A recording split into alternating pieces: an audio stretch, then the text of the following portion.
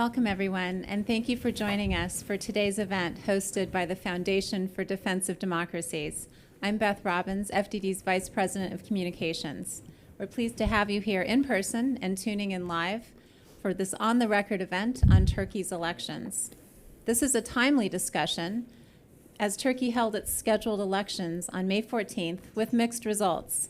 While President Erdogan's justice and development-led People's Alliance has likely held its parliamentary majority, the presidential election results are still unclear.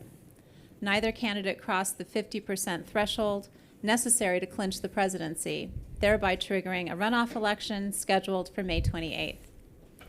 Today, we have a first-rate lineup of experts here to discuss what lies ahead. Moderating the panel is Sinan Ciddi. He is a non-resident senior fellow at FDD and an associate professor of national security studies at Marine Corps University. Joining him is Stephen Cook, a senior fellow for Middle East and Africa Studies and director of the International Affairs Fellowship for Tenured International Relations Scholars at the Council on Foreign Relations. We're also pleased to welcome Howard Eissenstat, associate professor of Middle East history at St. Lawrence University, who flew in to be with us today. And finally, Sibel Oktay, who is a non-resident senior fellow of public opinion and foreign policy at the Chicago Council on Global Affairs and associate professor of political science at the University of Illinois at Springfield. Before we dive in, just a couple of quick words about FDD. For more than 20 years, FDD has operated as a fiercely independent, nonpartisan research institute exclusively focused on national security and foreign policy. It is a point of pride for us that we do not accept foreign funding, and we never will. To catch up on our work, please visit our website, fdd.org, and follow us on Twitter @FDD. That's enough from me. Sinan, over to you. Good morning, everybody, and thank you for making time, especially so quickly following what has been quite a dramatic election season in Turkey. If for no other reason, if we were thinking that we might find it difficult to call out or determine what just happened in these elections, it's even more difficult pronouncing the last name of the main contender against President Erdogan, which seems to be the main sticking point of a lot of people who are trying to cover this. So it's quite understandable, but I have three colleagues here who have no trouble in pronouncing his last name, right? We haven't checked on this yet, but I'm sure we won't have any issues, but it's understandable. So I'm just going to spend a couple of minutes before diving in, just sort of setting the scene, but not too much, hopefully. And then I have some wonderful questions lined up for our panel here, and I would like to thank them all for making the time to come in on such short notice and share with us their informed thoughts. So, yes, for months now we've been waiting for essentially, what is going to happen? Will this be the final moment or the last stand for President Erdogan, who has been in power for one way or another, either as Prime Minister or as President of the Republic since 2003. The opinion polls suggested that he was facing an uphill struggle, that he was going to be severely challenged, not least of all because of the state of the Turkish economy, which is right now plagued by rampant high inflation. If I'm still correct, it's a top 3 high inflation country in the world. Currently sort of officially hovering around 45 to 50%. Unofficially, they say it's probably double that. On top of that, what we've seen is vast allegations of corruption, nepotism, and mismanagement of the country's political scene, as well as the economy on top of that. And finally, the devastating earthquakes of February in Turkey suggested that Erdogan's rule was coming to a firm and abrupt rule. Right now, what we saw on May 14 is President Erdogan came in just under 50% of the vote, hovering approximately. I don't think the results have been quite certified yet, but let's just assume what we have as the final figure is correct, which is 49.5% or thereabouts. And immediately trailing him by about 4.5 percentage points is Kemal Kilicdaroglu, the leader of the Republican People's Party, coming in at 45% or thereabouts. Therefore, this is going to a runoff, and it is unprecedented. Turkey has no experience in runoff elections. We have never faced this before. So on May 28th, we will find out who the actual president of Turkey will be for another 5 years. On the other hand, what we do have complete certainty of right now is the composition of Turkey's parliament, unless a few seats change because of objections to the final results. But let's just assume, plus or minus here, the actual composition of the parliament remains relatively stable, in which case President Erdogan's People's Alliance of the Justice and Development Party, the AKP, the Nationalist Movement Party of Devlet Bahçeli, and a few other sort of fringe parties that were part of the alliance will have a seat majority in parliament, approximately 320 or 322 out of the total of 600. What this shows is President Erdogan and the AKP's majorities have narrowed. Mr. Erdogan has lost some votes as president since the last election. The AKP has lost a sizable amount of votes since the last election. The MHP seems to have remained relatively stable. And contrastingly, not that we've really sort of come to terms with this, the CHP has gotten the highest percentage of votes, or let's just say Mr. Kilicdaroglu. I have never seen a vote count, or 45% has never been seen in CHP's history since in the modern era. So his vote has increased, but the big question remains, does he have what it takes to defeat Erdogan in the runoff election? So that's the scene, and let's dive right into it. So Sibel, if I might ask, if I could start with you. So what do you make of it? Is the result are the results that we're seeing, are these unexpected? I think we've all been sort of quite anxious and apprehensive and hopeful in some respects that this might be the actual moment that President Erdogan could have faltered. What do you make of the actual results? The question of whether the results were expected or unexpected, can I say both? It was both unexpected and expected. We have to start with the realization, or sort of come back to the understanding and this fact we have that this is a competitive authoritarian regime, and the playing field has been very uneven for years, and including in the run-up to this election. And so considering the fact that the government controls 90% of the media, it has a well-established crony capitalist network. It has a well-established network of handouts, of social gifts and services. In that kind of uneven playing field, I think it was expected that he would come out on top. What was unexpected was that there were a couple of things that were unexpected. Number one, the fact that Erdogan could still get 49% of the 49.5% of the vote, considering the earthquakes of February 6th, considering the terrible economy, considering the fact that the lira has lost 80% of its value over the last couple of years, those have direct effects on people's lives, people's livelihoods. And in spite of these terrible outlook, in spite of these facts, I should say, the fact that he could still get almost, like he really clinched to this, to 50 plus 1. And the fact that he remained at 49.50 is still quite unexpected, considering the situation that Turkish economy is in and Turkish society has been going through. I have a couple other things to say about that further, as far as why didn't we see this coming, but maybe later. Well, no, let me just jump on. If you could add a couple of more points on the end of, there's been sort of sporadic commentary about, especially from the CHP sources since the election, saying, or let's just say there are a relative number of disputes coming out suggesting, well, is there foul play? Could you talk to us a little bit about what you make of the tabulation of votes, the cries of foul play possibly, what to make of this versus the others, another emerging sort of narrative, which is to say, no, let's the CHP's clearly sort of mishandled this, the organization, the tabulation of the results, and just ballot box monitoring. And the results are nothing but essentially a fairly accurate representation of what's going on. What's your sense of that, of the two sides there?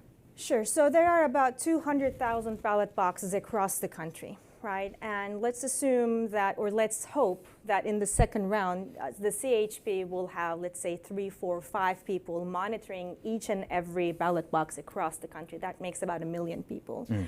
The CHP's registered members are more than 1 million. So, in an ideal circumstance, the entirety of the party apparatus should have been mobilized to oversee.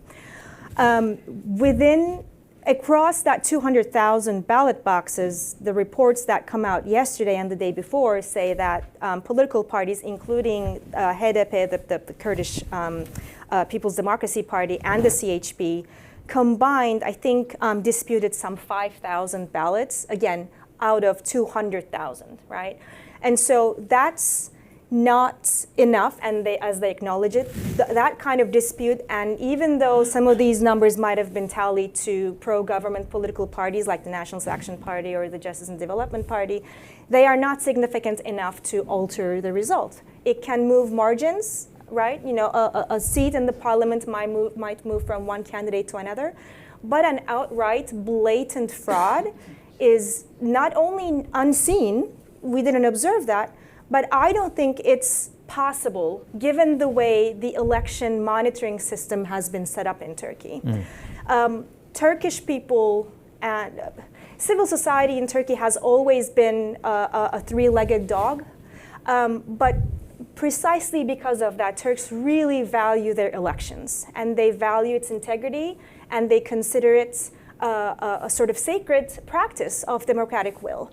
And even though the vote is compulsory, Turks go not out of being fined or being put in a short-term jail sentence, but they go to the polls because they respect it. And so I think because of all of these reasons, I don't think the election was fraudulent enough to give a clear majority or plurality to President Erdogan or his political parties.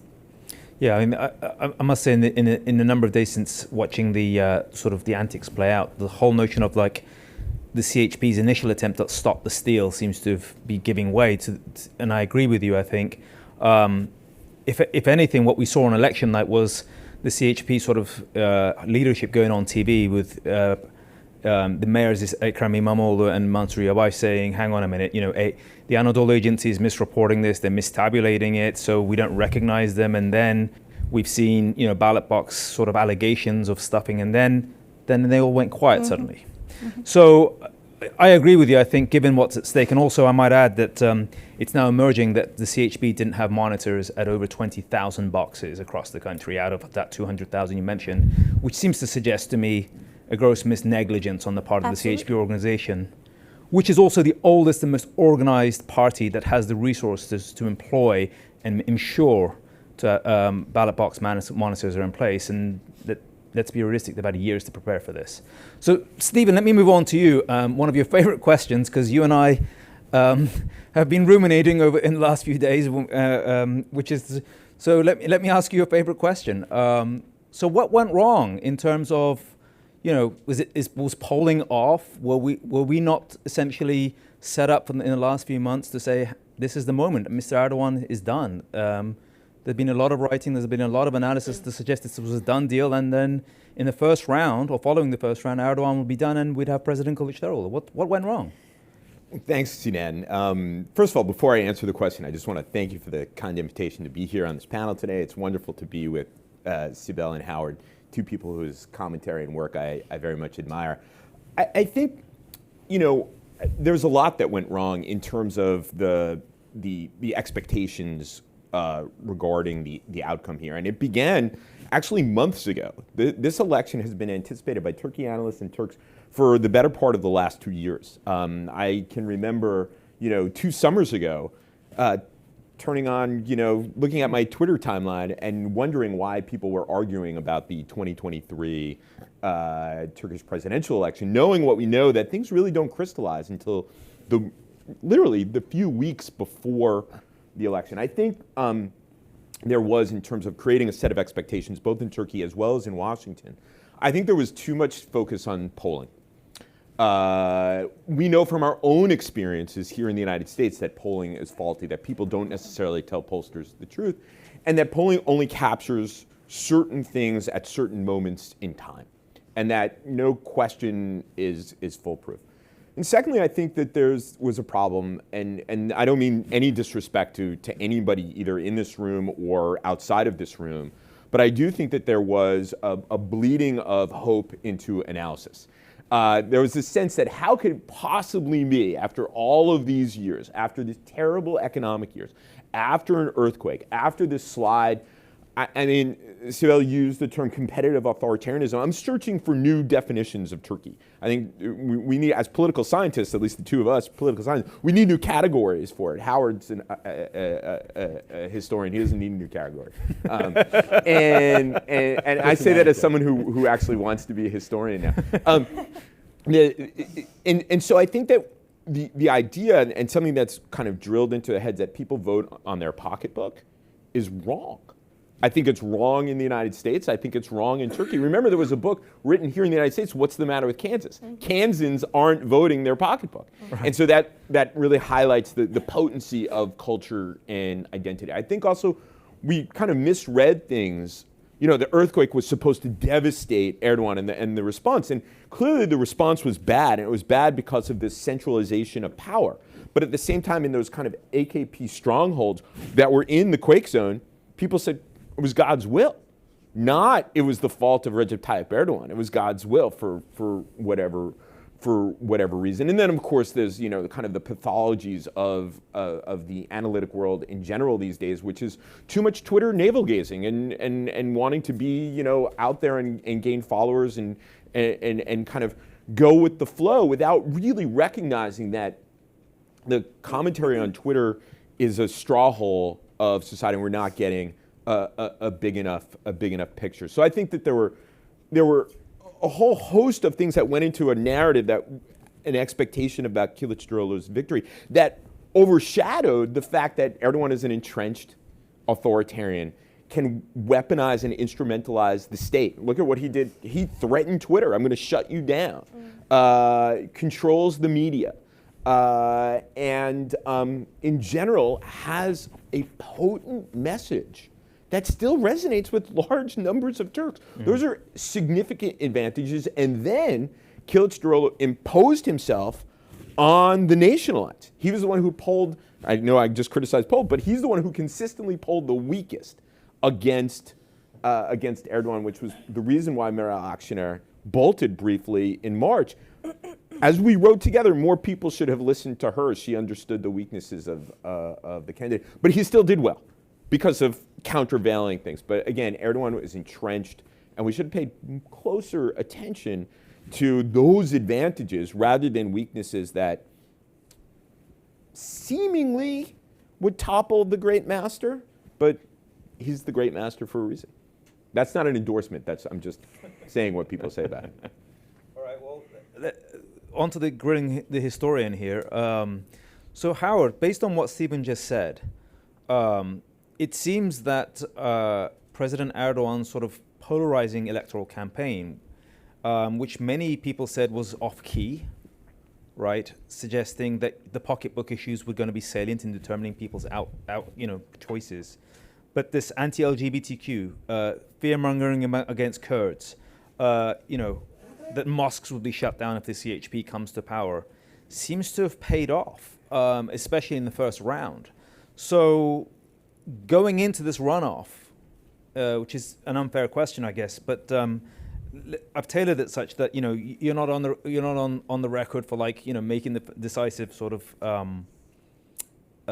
call, but who do you think's got, given that sort of the strength of the identity message that Erdogan succeeded in getting nearly 50%, who do you think has the advantage going off into the runoff? Are there any weaknesses on either side or strengths that you see particularly salient into our rationale? So I guess I would start out by saying, I agree Turkey's a electoral authoritarian regime, but we don't actually know for sure how much of it's electoral and how much of it's authoritarian. Is it Vegas where you don't bet against the house, or is the game entirely fixed? And if you pull a royal flush, you're still not getting paid off. right? So I don't actually have an answer to that, and I think that my Turkish colleagues point to the strength of the Turkish electoral tradition and the importance with which Turkish citizens feel about elections, and all of which is true. And I look at other elections, right, elsewhere, where that also had strong electoral traditions and were nonetheless questioned, rejected. So I don't know for certain that there was anything that the opposition could have done. That said, to go to your question, I think that the LGBTQ stuff in the mosques was meant to cement the base. I think the Kurdish stuff was to bring in the nationalists. Those are the sort of the two legs of Erdogan's political character at this point. We see Kilicdaroglu today making a case for the nationalists, and he obviously can't attack the Kurds because that's a big part of his coalition. So he's doubling down sort of anti-Syrian, anti-refugee stuff, and those folks by and large can't vote, and so they're a relatively safe target. I think I always thought it was an uphill battle. I think it is more of an uphill battle now, and I think that we can see that in the degree to which the AKP has talked less about this is an attempted coup, this is which I saw as really worrying rhetoric in the first round, that this is an attempted coup, this is the West trying to overtake the Turkish government, this is FETÖ, whatever. All of that stuff laid the ground, it seemed to me, for a potential rejection of the election. They're not doing any of that now. They're sort of, this is the people's will, we're going to have a debate. They're relaxed. And I think that speaks to the perception on Erdogan's part that he's not in any great danger anymore. I think he felt like he was in real danger for Sunday's election. I don't think he feels that way anymore. So this is more for Sibel, but anybody can jump on this subsequent to her. I've been thinking over the last few days, my colleague and our colleague and friend, I should say, Gönül Tuğ from the Middle East Institute wrote an interesting piece suggesting that Turkey may not necessarily, in its authoritarian stage, may not necessarily be resembling of Russia or China, in that elections do still have possibly uncertain outcomes. Just given what you just said, Howard, and this is something for you to consider, Sibel, is Turkey beyond the point of possibly a peaceful transfer of power following elections, simply because what Howard just mentioned, it's an uphill battle to overcome Erdogan electorally. Is it too uphill in the sense that, we may not get Mr. Erdogan to recognize, even if he is electorally defeated? Or another way of putting this is, will we look back at this election and the subsequent one coming up, if Erdogan's successful, as a sort of hinge moment? The day that sort of the sort of occasion when democracy finally, or electoral democracy, also just finally died, and we cannot see until Erdogan is out of the picture voluntarily or otherwise that power transition doesn't happen by electoral means anymore in Turkey. Right. So let me start by that first question, because I think it ties beautifully to the second one. So I think a peaceful transfer of power is possible in the event that he gets defeated. However, it hinges on a couple of other conditions. Number one, he's not going to go down silently, right? So actually, it hinges on three different things. Number one, defeating him in the system that favors him, structurally, institutionally favors him, is very difficult to start with. I mean, considering all the campaign despite our best, hopes or optimism, maybe misplaced optimism, right, Stephen? That the opposition ran this campaign that got a lot of traction, and still the party or the opposition fell behind 4 percentage points is huge, right? That speaks to the structural opportunities that Erdogan enjoys. But let's assume that, something great happens in 2 weeks and he gets defeated. Mm-hmm. He's not going to go down quietly, right? And so first we will see a long, drawn-out battle in the courts, right? Taking several thousands of ballots for a recount. Several different districts, several different cities will have, will probably have re-elections, right? And so just, let's think about the Istanbul election of 2019. The contestation of the initial vote, which Ekrem İmamoğlu won by 14,000 points, that process was drawn out 3.5 months, and that's just one city for a local election, right? So the stakes for Erdogan himself you might say relatively are lower. And that still took almost 4 months for Ekrem İmamoğlu to reclaim the rightful mandate that he had gained in the first time. And so that is not going to be an easy process for Turkey. That's going to be a very messy battle if it comes to that. And we might see something like January 6th in Turkey. I think that's also in the cards in the event that he gets defeated by an electoral vote, and yet he contests the election, the integrity of the election, and so on and so forth. So I don't think it's going to be an easy path forward for either side, right, to continue. Let's say if that scenario plays out on May 28th. As far as the hinge moment question, right? And that goes back to some of the things that both Howard and Stephen said about how much of this system is electoral, how much of this system is authoritarian, and whether democracy is only about free and fair elections, which the political scientists in the room will say no, right? It's more than that. So as far as this election happens in any which way, I think democracy had eroded to a level of sort of having put on life support several years ago. Yeah. So I think the constitutional referendum and the transformation of the political system from this parliamentary system to what we would call a super presidential, like this decree-based presidential system that really revolves around one man and one man only, that's when democracy died in Turkey. If you want to call a hinge moment, I think that was the inflection point.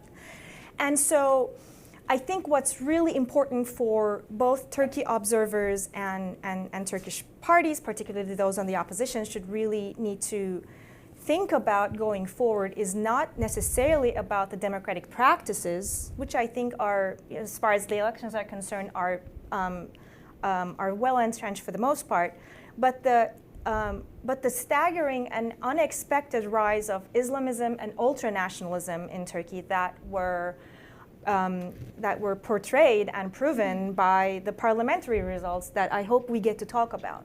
That has, I think, dire consequences for, firstly, women in Turkey, children in Turkey, but also the society as a whole. And so I think if we're talking about a hinge moment, I think this is a hinge moment not necessarily for democracy, but certainly for what the Turkish society and social fabric will look like going forward.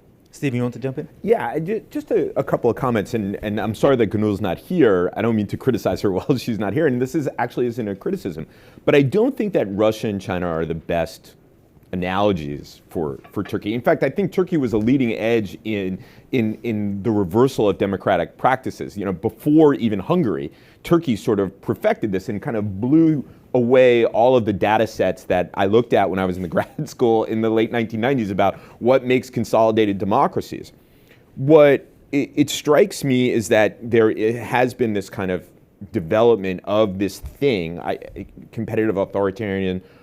I don't know what it is, but Sibel anticipated something that I was going to say, is that the moving forces that have resonated with at least half of Turkish society, and of course we'll see what happens in the runoff election, but nationalism and Islamism, I think, are extraordinarily potent and may point to another hinge. I think 2017 was a hinge, and may point to this potential hinge, which is that these are two inherently anti-democratic worldviews, and that Erdogan is going to, if he wins, seek legitimacy out of those two things, something that's not unheard of in Turkey, but through an election. I don't think elections are going to go away in Turkey, but Erdogan gets another 5 years, the AKP and the MHP dominate the parliament, you'll see the continued innovation of institutions that will ensure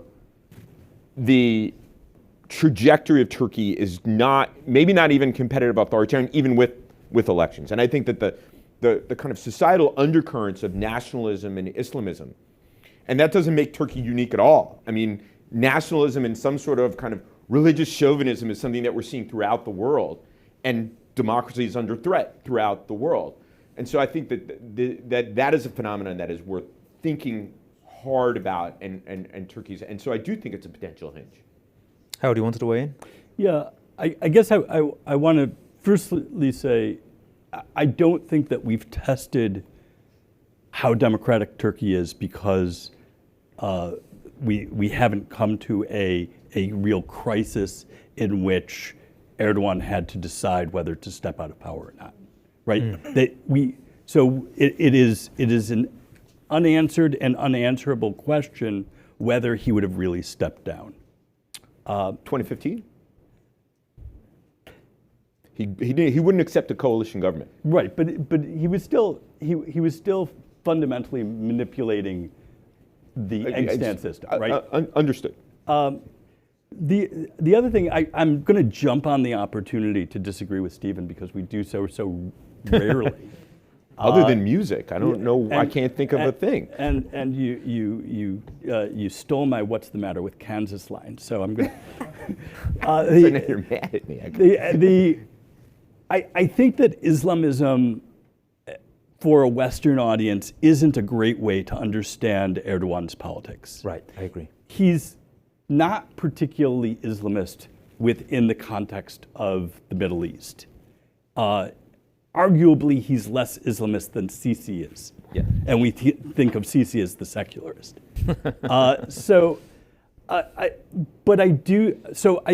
think that a better way of thinking about him is religious conservative, using these sort of Islam as cultural symbol, Islam as symbol for tradition, for the symbol of the nation. Islam's really important to Erdogan and to Erdogan's voters, but there's only rarely do I see his politics as Islamist in the way that we tend to use it sort of comparatively.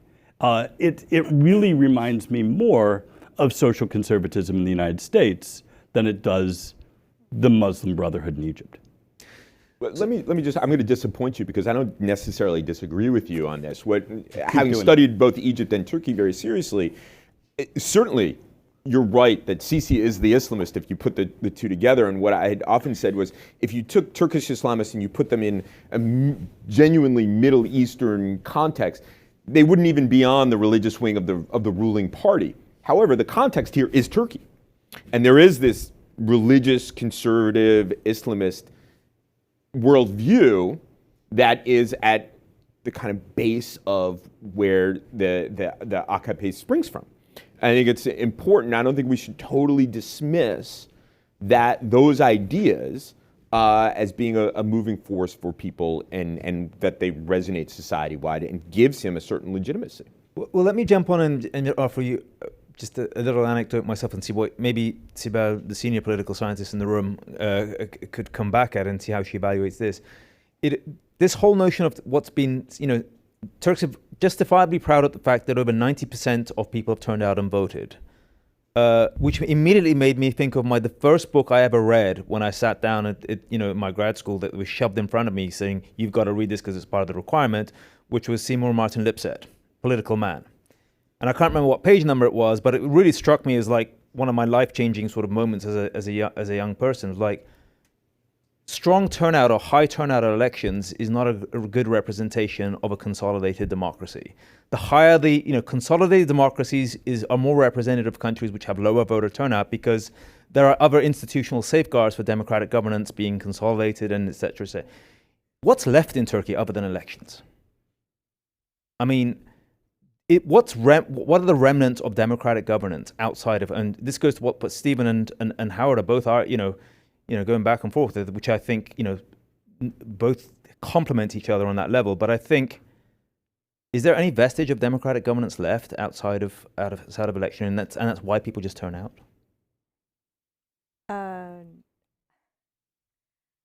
Well, Twitter is still up. Sometimes it gets slowed down, but people still can access it, and I guess these virtual private network apps still work. But joking aside, I want to go back to what I said earlier, and it's not my job to say Seymour Martin Lipset was right, but he was right. So. When there isn't a flourishing social, sort of civil society, right, where there isn't a free media where people can get their news freely and fairly and factually, where there isn't rights and freedoms protected around assembly, around protest, around people basically being free to express their minds, ballot box becomes the only way in which people can express their rights. And to this day, it's still closed vote, right? So no one can, although it's being sort of poked here and there, people want, screenshots with your face on it. So people want to, some people from any side of the political spectrum want to see who you voted for. But it's something that you can do anonymously, and especially in a country like Turkey, which is quite authoritarian and quite polarized. Having the opportunity to reflect your true preferences behind sort of a trifold where no one can see you and you can be anonymous, your name isn't on the ballot, I think that's still something that Turks cling on to. And so I think considering the absence of other democratic practices and sort of pressure valves that can let out this steam, I think the elections are the only way in which Turkey can express its true preferences. Okay, so let's pivot to this question, which I think American audiences and Washington loves, and I'll start with Stephen, and then feel free everyone else to sort of ruminate and jump in on this. Does it really matter what the outcome is in the election in terms of where the relationship between Turkey and the United States is heading? Does it really matter at this point whether Kilicdaroglu wins or whether Erdogan wins on May 28? Stephen? No. My answer might have been... Okay, Howard? I could stop there. We disagree again. That's great. I think if you had asked me that question in January or February 2021, I would have said that possibly. Because this was a moment in which the Biden administration was talking very much about values and being a value-forward foreign policy. I think we've seen very quickly, at least since the spring of 2021, that the administration still talks about it. And I don't expect any American president to not talk about American values. But you don't see any real infusion of American values in our approach to countries around the region, around the Middle East and Turkey. In general, it's rare, actually, that a president is consistent with this idea of values and foreign policy. Maybe during the Cold War, because we were concerned about the Soviet Union, it was a useful wedge. But if you look at what the United States has done, it has been how is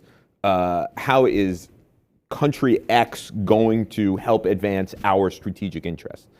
And so to the extent that Erdogan has not been willing to do that, doesn't want to be an asset or appendage of NATO, wants to carve out a more independent foreign policy from the United States, there has been friction.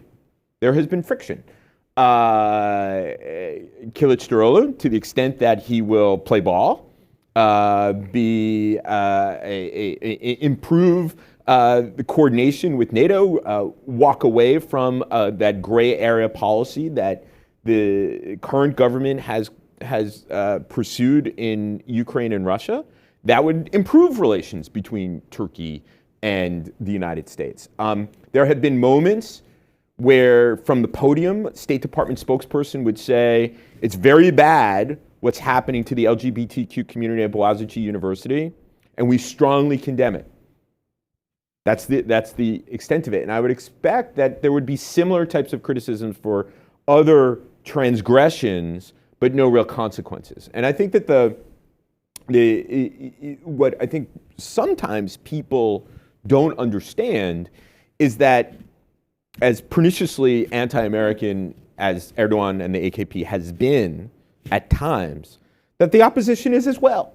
I remember having this argument with someone who's now a senior US government official who said, well, we can't be so critical because what about the tens of millions of people who don't vote for Erdogan? I said, well, they hate the United States also.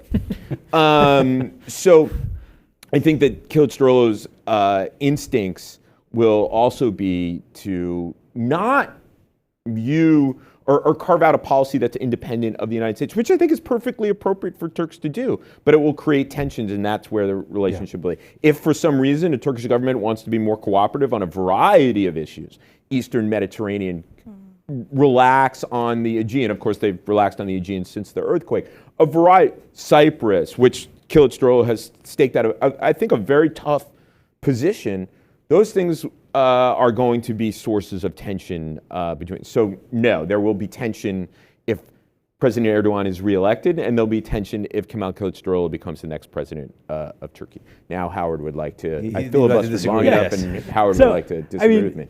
Will there be tension? Of course there'll be tension, right? There's certainly, Turkey's position on Cyprus is not going to be the American position on Cyprus, for the foreseeable future. That said, I imagine that under Kilicdaroglu, Sweden would be brought into NATO. I imagine that some deal would be finessed on the S-400s. I imagine that Turkey would cease to engage in the sanctions busting with Iran and with Russia. I imagine that Turkey's increasingly large role in the drug trade would decrease as institutions were reestablished. And I imagine that in general, Turkey would be more concerned about FDI from the European Union and work to reassert basic institutions, which simply makes it easier for us to work with them. I think you have an active imagination because you imagine this, you imagine that. I will point out that Kilicdaroglu has made no commitments on any of those things. Been very cagey on S-400, been very cagey on Sweden, and of course, if he were to win, he'd have the politics of this issue with a fierce majority in the Grand National Assembly ready to attack him for his being soft on important nationalist issues. So I think you may very well be right, but I think that you're sanitizing out some of the politics of this, and I think you're sanitizing out some of the actual worldview of Kilicdaroglu. Clearly, he's if I may.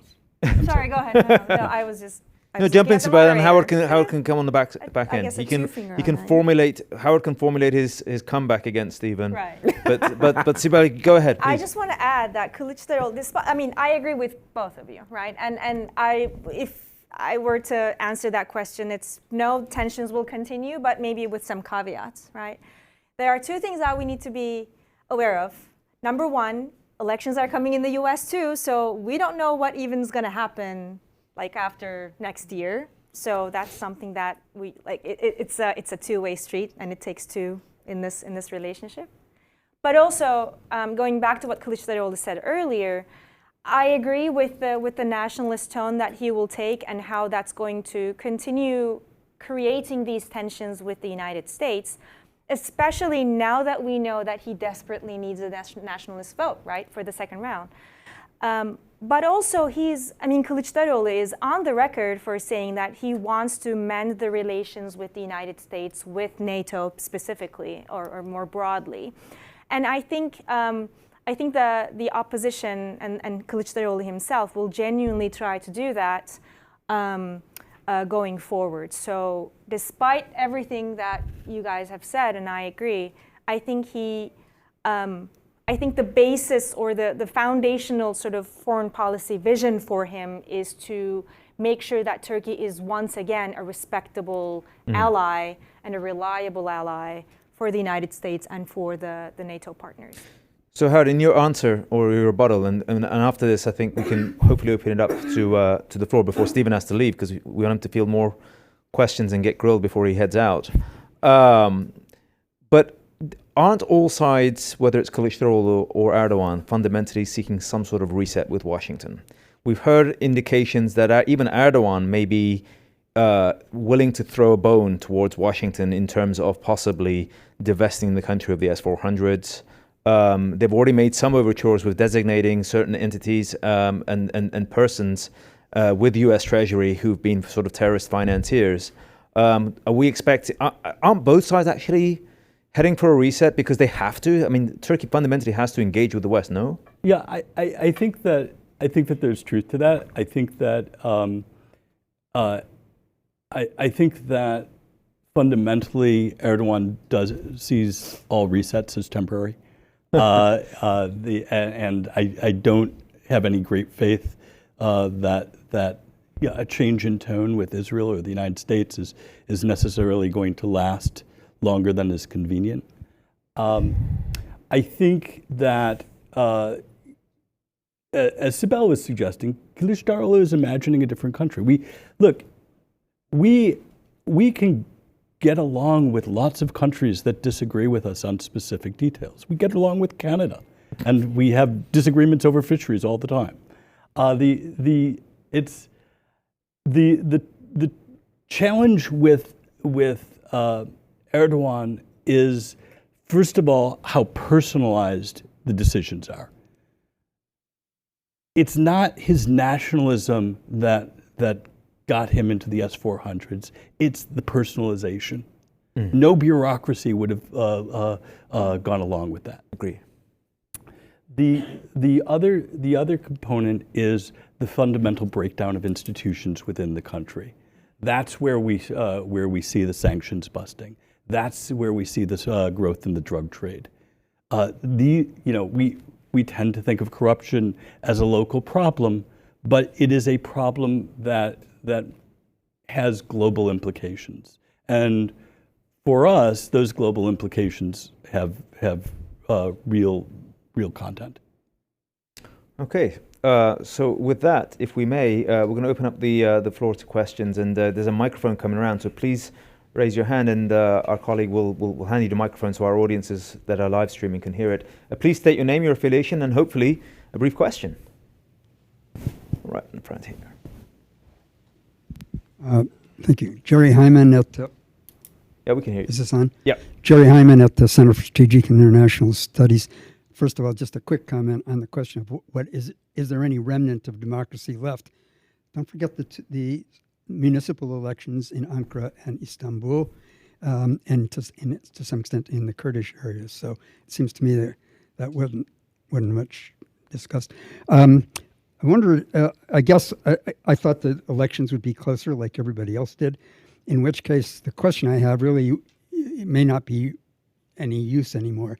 And that was, if there had been a closer parliamentary balance, what would be the future of the National Alliance?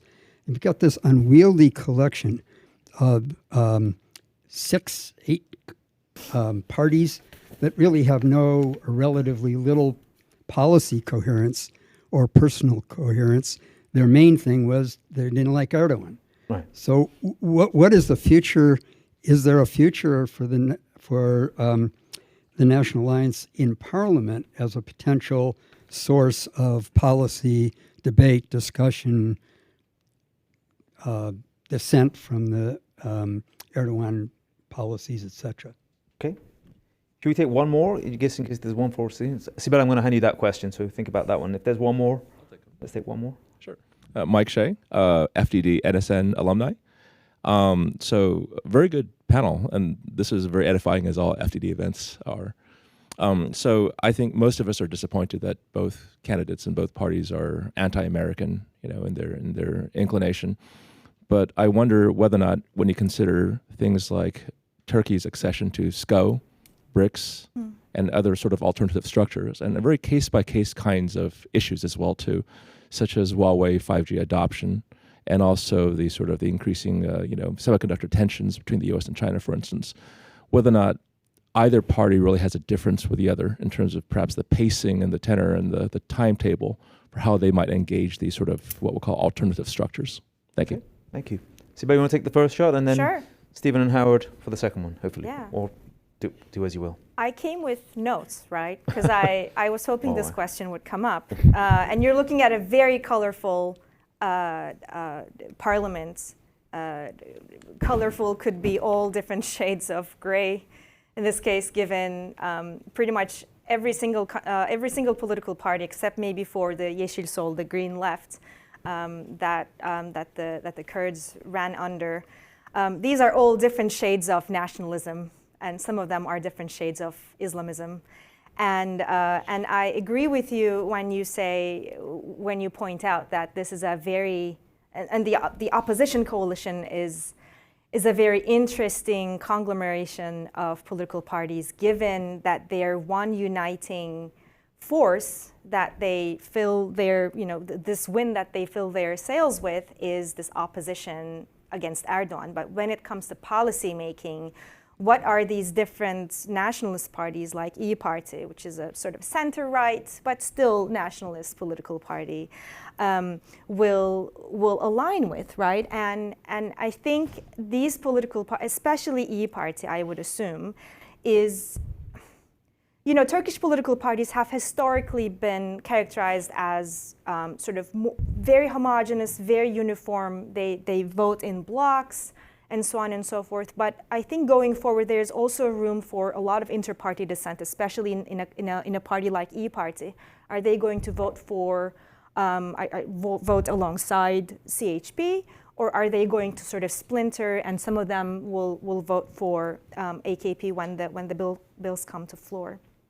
The other thing I want to add is that, again, AKP has very much, I think, given the reins to MHP, but also Yeniden Refah Partisi, right? This sort of reincarnation of the welfare party of the 1990s, where AKP actually stemmed from. So I think these two political parties will start calling the shots. I mean, if coalition politics, which is something I've done quite a bit of research on, if coalition politics research is telling us anything, that these two smaller political parties, the Yeniden Refah, as well as MHP, the National Action Party, will have stronger grip on AKP's policymaking or positioning going forward. And I want to add one last thing, which is something that we haven't discussed in the public sphere as much as we should, is how similar Turkish politics have become compared to Israeli politics. Right? One of the things that you mentioned is that this hodgepodge of coalition or opposition political parties who want to get rid of Erdogan, but they probably have no way of politically, policy-wise, ironing out their differences and having a vision for the future in the event that they assume power is non-existent. And that was very similar to what we saw in Israel, right? After 4, 5, 6 elections, we finally had this coalition government that included Arab parties for the first time ever, and they only survived for less than a year, right? And so that was a fundamental pathology of this opposition coalition in Israel. I suspect that it might be a pathology of the opposition coalition here, not here, but there in Turkey. And I think that's something that the opposition parties need to reckon with, and I think there are a lot of lessons that we need to draw from the Israeli case. Thank you. Stephen? One of my most successful papers in grad school was a comparison of Shas and Welfare Party. There you go. I have to find it. It's on a floppy disk somewhere. Half of you don't even know, not even laughing because they don't even know what a floppy disk is. Anyway, to your question about how either Erdogan or Kilicdaroglu would relate to these new structures, Shanghai Cooperation or the BRICS. I think, with Erdogan, the answer is very, very easy. And this gets to your question about reset. He will see his victory as a vindication of the things that he's done. He's never been magnanimous in victory. He won't see it as being reelected by the skin of his teeth. He won't see the need to kind of pull back and change in certain areas. I absolutely, if there's one thing I'm certain of, they're not giving up the S-400. It's going to remain in the hands under Erdogan, and they will go forward because it's part of a pattern that we have been seeing for years now, which is that Turkey wanting to be Turkey. Turkey not being West, not being East, and it's going to pursue an independent foreign policy. And that's why I think, yes, you can't pull Turkey institutionally at that financial level away from the West, but increasingly those very large sovereign wealth funds in the Gulf are becoming much more important to Turkey. The Qataris, the Emiratis, the Saudis, that may not be because it's brotherly. There's maybe not a lot of asabiya there, but it may be that those countries want to manipulate or influence Erdogan in ways that they want. But those are increasingly important to Erdogan. I believe that Kilicdaroglu won't want that. I agree with Howard on that. The Middle East will be something important, but not as important, and that his gaze really is West. The problem that he will confront is, and there's no indication that a Kilicdaroglu-run Turkey will go running off to SCO, but the BRICS may be very, very attractive to it because a kind of American-led order is anathema. I mean, there'll be a reset between a Kilicdaroglu Turkey and the United States if we have a Sanders-Omar administration, not any other. I'm just saying that because that's who he met with when he was here last October. So it strikes me that, yes, there will be this kind of gaze towards the West, an improved dialogue with the European Union. But of course, he'll be hammered by the nationalist politics in Turkey to not actually be able to move as forward, not actually have the kind of reset he might want to have. And I don't think that there's even a reset on the table with the United States. It's very unclear what Kilicdaroglu, he's been here twice in 10 years. He's kept it secret because he's afraid of the nationalists in his own party. So I think that we are an unfortunate necessity for Turkey, but I do think that there is a lot of desire to be kind of independent of the United States across the political spectrum. With that, I should go to the airport. My apologies. Please. I'm sorry to miss the last 15 minutes of this conversation. Step out. Now let me tell you why, Steve. No. Actually, you can disagree with me as much as possible. I basically agree with Stephen. I think that for Erdogan, these alternative relationships are they're ideologically driven, even when they're not necessarily in Turkey's best interest. With Kilicdaroglu, I expect he'll still want good relations with China. He'll still want investment from the Gulf. But the truth is that Turkey's strongest economic and political ties are not with Russia, they're not with China, and they're not with the United States. They're with the EU. And that's where the lion's share of investment comes from. That's where Turkey I don't think that EU accession is on the table ever, but I do think that a customs union is. And I think that under a Kilicdaroglu government, I would expect Turkey to be taking very real, tangible steps towards that.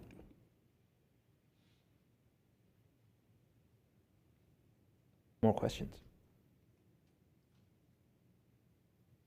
While somebody's thinking one up, let me just go back to this point though, Howard, and possibly Sibel if you want to jump on this, which is, in that case, does that not require whoever the new administration in Turkey is following May 28th to give a little?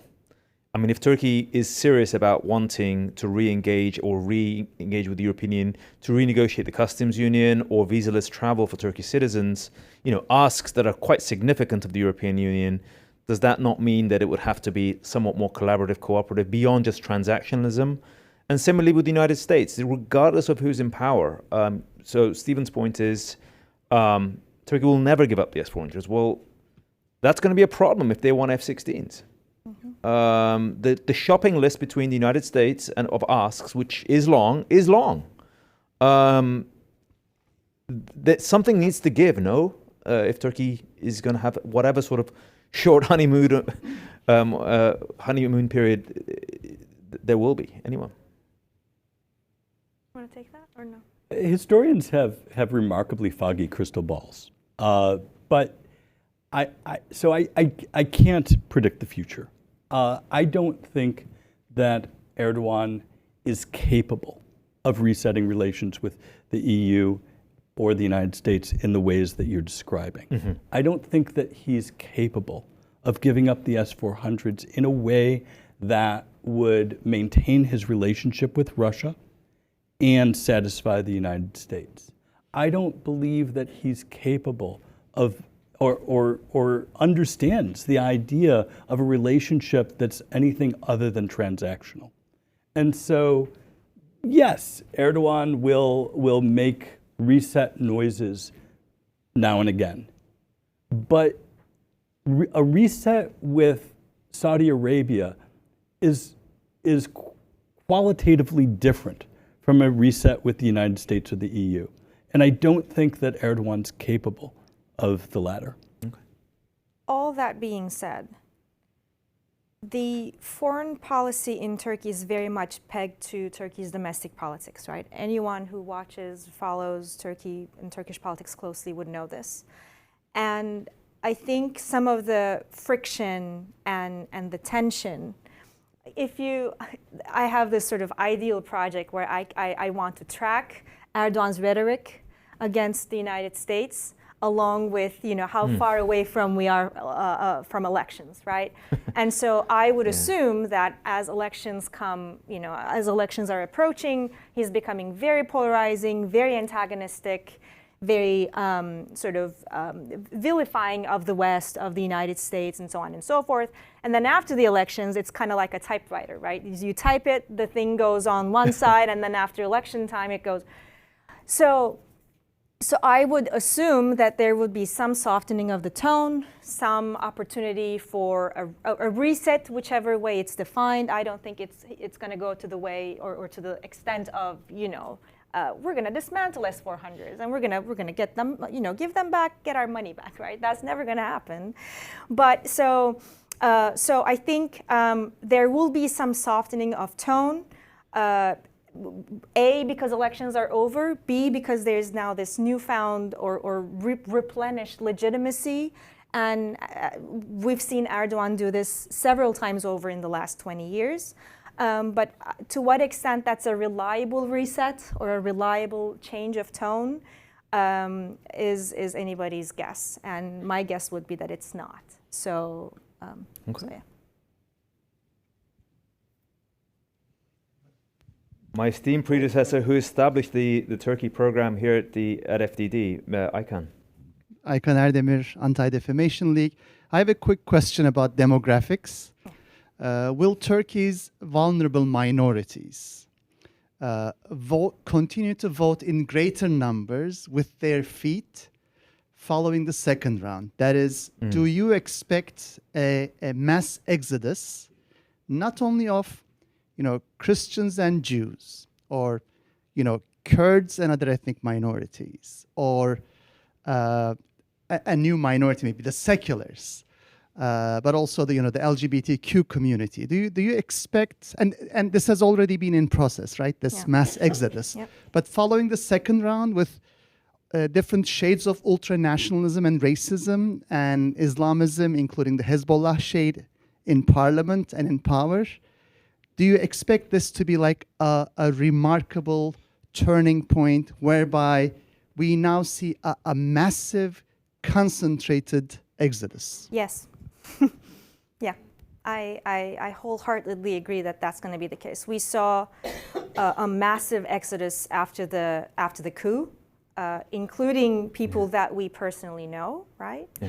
And so, and I'm not just talking about the people who ran away because they were affiliated with the Fethullah Gülen organization, right? I'm talking about ordinary people who want to live a life that's not in Turkey because they think that it's not a wise decision to do so economically, socially, politically, and they just want a better life elsewhere. And I think I agree. Well, not that you made a point, Aykan, but I would assume, I would expect that there is going to be a mass exodus from, especially by college-educated, sort of Western-oriented folks in Turkey who think that this country has become too ultranationalist, too conservative, too Islamist, and they just want a different life elsewhere.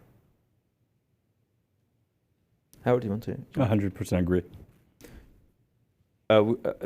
Journalist David Lepesca just was reporting there's already been a mass exodus out of Turkey in the last, I don't actually recall the time frame, but of recent, more so than 2022, I think, whereby Turks crossing the Mexican border and trying to claim for some status inside of the United States that way, it's really on the uptick. I don't know the demographics in that, but I assume I agree with my colleagues about. I think there's already been a mass sort of leaving of Jews from Turkey in the last 10 years, particularly since the coup attempt. It's actually very traceable. Portugal being Portugal and Spain being an ideal destination, as well as the United States and to a lesser extent, I believe, Israel. But there has been a sort of pronouncement, and I expect that to go up too. That's a good question. I think we have time for just one more question before we have to end it. This gentleman at the front here. Thank you. Thanks, Steve Flanagan from Rand and Georgetown University. Thank you all for a terrific panel. I wanted to pull on a thread that Sibel mentioned about perhaps if Erdogan survives, continuing and maybe even expanding his reliance on MHP and some of the other nationalist factions, and how that might play in the development of Turkish foreign policy, particularly in the region.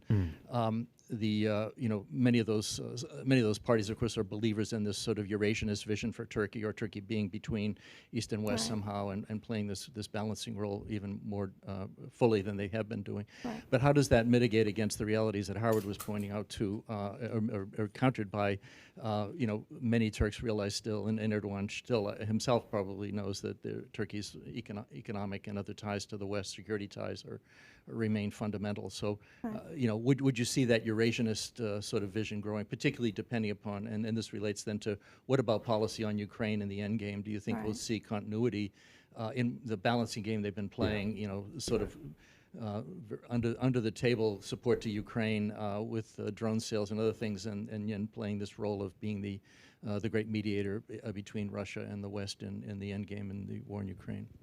Thank you. Right. Thank you for that. So I think I think foreign policy will largely remain the same for two reasons. Number one, neither MHP nor the Yeniden Refah Partisi, the reincarnated or new welfare party, is they don't have a big claim on foreign policy issues. They have become niche parties that are more interested in domestic policy issues. Issues surrounding nationalism, but also issues surrounding, women and religious rights and freedoms. So again, very similar to some of the things that we observe in Israel.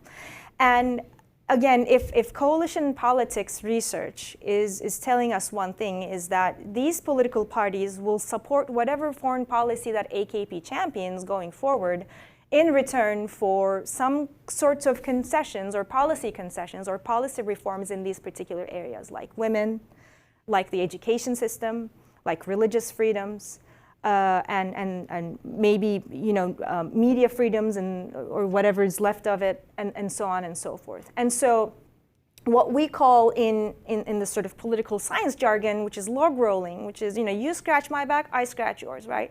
I will let you continue your balancing act in Ukraine, and I will continue supporting you for whatever concessions you might give to the United States down the road as far as F-16s are concerned. And yet, in order for me to do that and vote for you in the parliament, I would want certain policy concessions or policy reforms when it comes to banning LGBT organizations outright, or codifying adultery as a criminal act, which it isn't right now, right? And so these will be some of the domestic policy demands that these smaller parties will have, and the AKP, given its seat share, given the decrease in its vote share, will be increasingly succumbing to those kinds of dynamics within its, what I can now probably call a coalition. So I hope that answers the question. Howard? So I'm not sure that I entirely agree with Sibel that the smaller parties are going to have a very large say, but we'll see.